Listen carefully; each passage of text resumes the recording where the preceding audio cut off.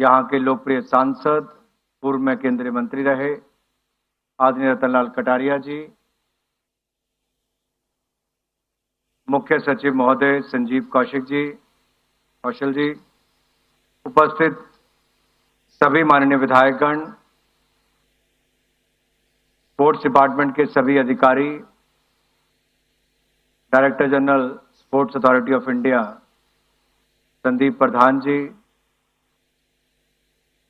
खेल मंत्रालय से आए हुए सभी राज्य और केंद्र के सम्माननीय अधिकारीगण, आदर के योग्य मेरे सभी प्रिय खिलाड़ियों और खेल प्रेमियों और मीडिया से आए हुए मेरे प्रिय मित्रों, सबसे पहले तो मैं अपनी ओर से हरियाणा के माननीय मुख्यमंत्री जी और सभी महानुभाव का आज के शानदार कार्यक्रम के लिए बहुत बहुत धन्यवाद करता हूं और आभार प्रकट करता हूं।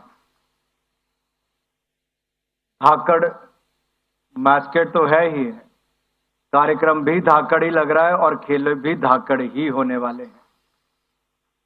और खेलो इंडिया यूथ गेम्स या खेलो इंडिया की सोच माननीय प्रधानमंत्री मोदी जी की कल्पना है कि खेलों में भारत को आगे कैसे लेकर जाना है। चौथा खेलो इंडिया यूथ गेम्स हरियाणा आयोजन करने जा रहा है।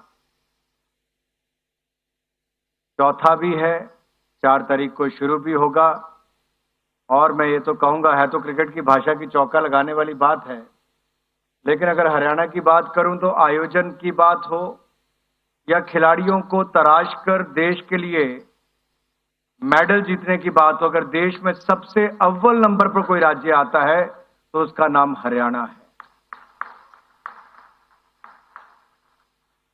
अभी हाल ही में खेलो इंडिया यूनिवर्सिटी गेम्स का बहुत सफल आयोजन बेंगलुरु में हुआ।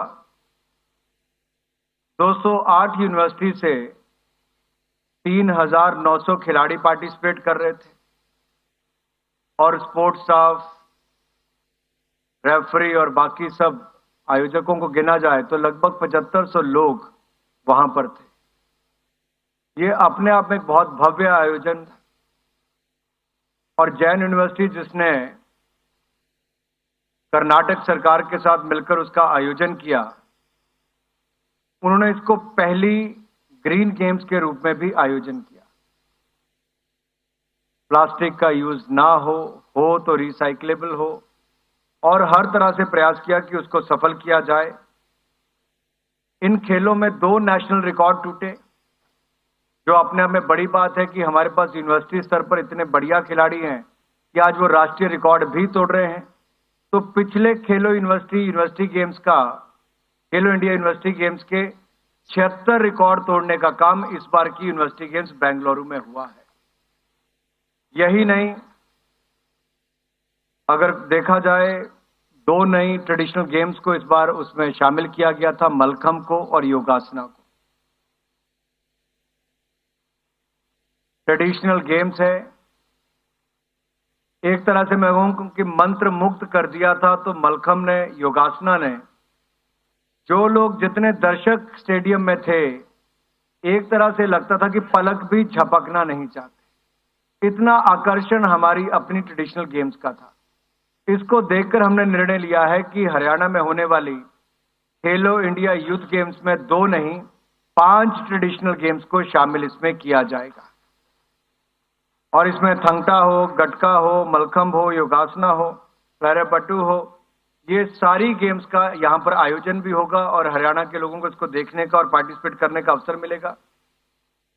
चौथी बार गेम्स हो रही हैं। सबसे पहली बार दिल्ली में हुई, फिर पुणे में, गुवाहाटी में हुई और सबसे बड़ा कंटिंजेंट कहीं पर आ रहा है तो 8,500 खिलाड़ियों का हरियाणा में होने वाली यूथ गेम्स में, खेलो इंडिया यूथ गेम्स में आने वाले हैं। मित्रों, हम सबका प्रयास है कि इन ट्रेडिशनल गेम्स को प्रिजर्व भी किया जाए, प्रमोट भी किया जाए।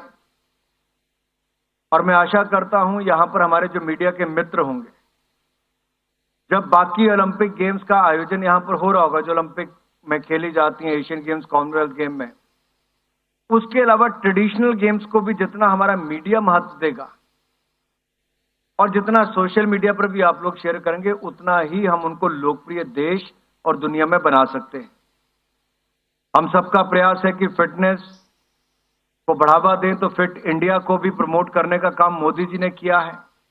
फिट इंडिया मूवमेंट चलाई है, fit India mobile app launch करने का काम किया है।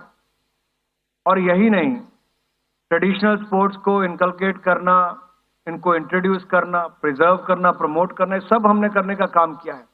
लेकिन जब तक जन भागीदारी नहीं होती तब तक जन आंदोलन वो नहीं बन सकता है। और हरियाणा से अच्छा राज्य कोई नहीं हो सकता था इन गेमों को उसमें शामिल करने का।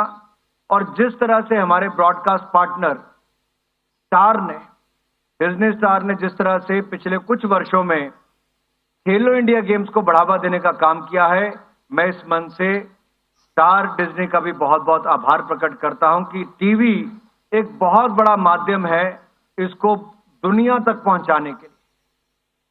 और इसी तरह से हमने कुछ दिन, 5-7 दिन में ही हमने प्रयास किए, तो नए स्पॉन्सर ऑन बोर्ड आए। एसबीआई बैंक टाइटल स्पॉन्सर के रूप में आया, ड्रीम स्पोर्ट्स वहां पर आए, पीएनबी बैंक साथ में आए। हमारा प्रयास है कि अगले कुछ दिन और बाकी हैं, ऑन ग्राउंड एडवर्टाइजमेंट के लिए कुछ और लोग आगे आएंगे तो उसमें हमें फायदा मिलेगा। जहां तक खेलो इंडिया यूनिवर्सिटी गेम्स और यूथ गेम्स की बात है, बहुत सारे खिलाड़ी ऐसे हैं जो यूथ गेम्स में चुने गए और उसके आते आते वो एशियन गेम्स, कॉमनवेल्थ गेम्स में खेले और कई तो ओलंपिक्स गेम में खेलने का नंबर भी आया। ये पिछले 4 वर्षों में करने का काम किया है। ये ताकत खेलो इंडिया की है। इस ताकत को हमें आगे और बढ़ाना है मेरे भाई और बहनों। हरियाणा जनसंख्या की दृष्टि से तो शायद देश का 2% ही आता होगा, लेकिन अगर इनकी भागीदारी देखी जाए तो 30 स्पोर्ट्स पर्सन हरियाणा से थे, जो ओलंपिक के 127 खिलाड़ियों के कंटिंजेंट में 30 खिलाड़ी हरियाणा के थे, जो लगभग 25% बनता है। यह अपने आप में बहुत बड़ी उपलब्धि है। और 3 मेडल जीतने वाले, जो इंडिविजुअल मेडल जीतने वाले हैं, उनमें भी बजरंग पुनिया की बात हो, रवि दहिया की बात हो, या गोल्डन बॉय नीरज चोपड़ा की बात करूं तो वो भी हरियाणा से ही है मेरे भाई और बहनों। और 7 इंडिविजुअल ओलंपिक मेडलिस्ट अगर सबसे ज्यादा किसी ने दिए हैं देश में तो किसी और राज्य ने नहीं, हमारे हरियाणा ने ही वो कीर्तिमान स्थापित करने का काम किया है।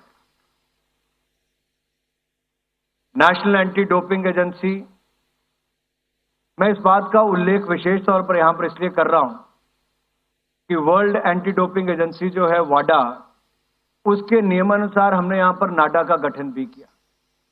बहुत वर्षों तक परमानेंट डीजी नहीं थे। भारत सरकार के एक सीनियर ज्वाइंट सेक्रेटरी को, ऋतु जी को, इनका डीजी नाडा भी लगाया गया है, ताकि खिलाड़ियों में जागरूकता भी हो कि ड्रग अब्यूज ना हो, खिलाड़ियों को और उनके करियर को कोई दाग ना लगे। हमारा प्रयास रहेगा, हमने यूनिवर्सिटी गेम में भी खिलाड़ियों को बहुत जागरूकता फैलाने का काम किया है। मैं चीफ सेक्रेटरी महोदय से, खेल मंत्री जी से और यहाँ के खेल डायरेक्टर से अनुरोध करूंगा, हम सब प्रयास करेंगे कि रिटन मटेरियल भी साई की तरफ से बनाएंगे, नाडा की तरफ से भी बन सकता है। इनके लिए डिजिटल भी और फिजिकल भी जागरूकता हम जो राष्ट्रीय स्तर पर के खिलाड़ी आ रहे हैं उन सब में भी करेंगे। जो स्थानीय बच्चे भी आए अलग अलग देखने के, उनको भी इसमें हम शामिल करेंगे ताकि बच्चों में जागरूकता और बढ़े। दूसरा निवेदन माननीय मुख्यमंत्री जी से मेरा रहेगा कि हरियाणा तो वैसे ही खातिरदारी के लिए बहुत जाना जाता है,